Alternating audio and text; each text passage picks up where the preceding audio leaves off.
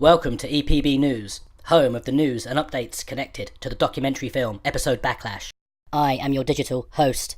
The producer of the documentary, Mark John, contemplates the hiring of Jeffrey Jacob Abrams as the director of Star Wars Episode 9, including asking the question, will JJ keep politics out of Episode 9?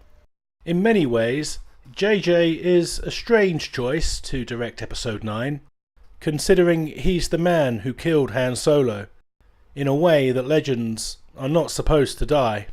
And then JJ went on to unfairly criticise fans as feeling threatened by women if they didn't like Disney's handling of the Star Wars saga. Meanwhile, many of us salute the likes of Ellen Ripley in Aliens and Sarah Connor in the Terminator films. It's not a woman issue, JJ. At least, not on this side of the fence. I'll be amazed if Harrison Ford isn't back as the Carillion smuggler to help JJ out of a pickle. Indiana Jones 5 was supposed to be shooting this year, don't forget. Maybe the release of Indy 5 has been pushed back to summer 2021 to allow Ford time in his schedule to step back into the Falcon. And remember, 2020 is a US election year. The release of Episode 9 in December 2019 means the film will likely still be in movie theatres going into 2020, and of course its DVD and Blu-ray release can be expected sometime around early to mid-summer, which will be only a few months before the all-important US presidential election. And the question remains, for me at least, will J.J. Abrams, a hard-line left-wing Democratic supporter, be able to resist the temptation to turn Episode 9 into another Trek against Trump? If you don't know what that is, look up Trek against Trump, and you'll see what I mean. I'm not for or against Trump, and neither is this documentary. I'm British, and the film is being made in the UK, but JJ is a serious political campaigner, routinely in the top 10 Hollywood fundraisers when it comes to supporting the US Democratic Party. That's his right and his choice. I don't have a problem with that.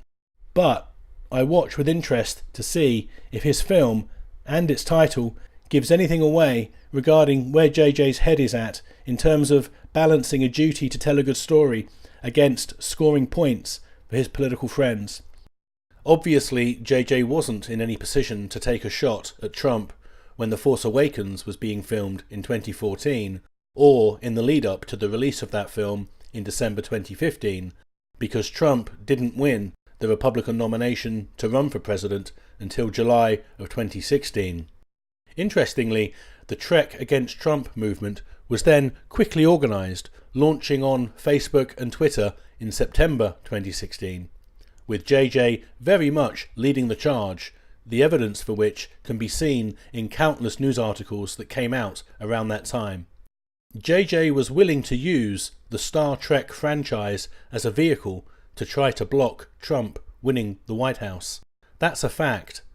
It naturally raises the question, what are the chances that JJ could be tempted to somehow use Star Wars Episode 9 in a similar way?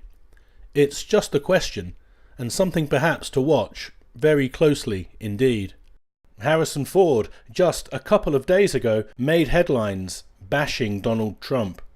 Is this the first shot fired in what might be a subtle, or perhaps not so subtle, attack, where Star Wars Episode 9 will somehow get used in a campaign to discredit the US president in an effort to help the US Democratic Party seize power at the 2020 US election?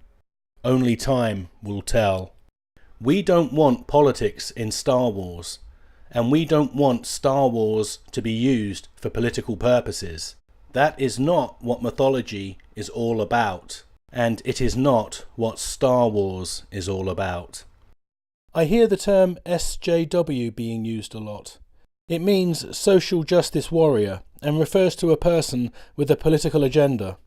When I announced this documentary in August 2018, I said I intended to investigate to what extent a left-wing agenda really has hijacked Star Wars, As I said in the first article published on the episode Backlash website, titled Revenge of the Myth, if we are putting the abbreviation SJW under inspection, we must be thorough.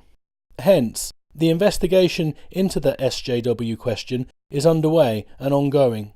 I'm only interested in facts and evidence, but already I have to say, to all those fans who are calling out the filmmakers for pushing a political ideology, I'm finding it difficult to disagree with your observations. And whatever might be said about the politics of the former Story Group head, Kiri Hart, or the subversive antics of Rian Johnson, you should be under no illusion that the most politically driven of them all is J.J. Abrams.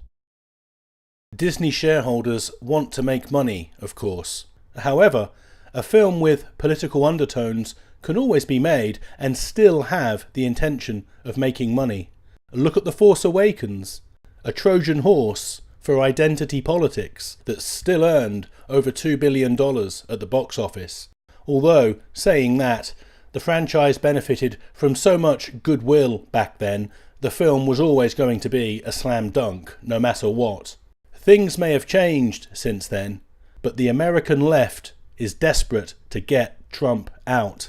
And the idea that they won't be able to rely on J.J. Abrams to do everything he can to help them seems unlikely to me. So that's the question. Just how much politics will get played with Episode 9, even though the film will hope to make big money?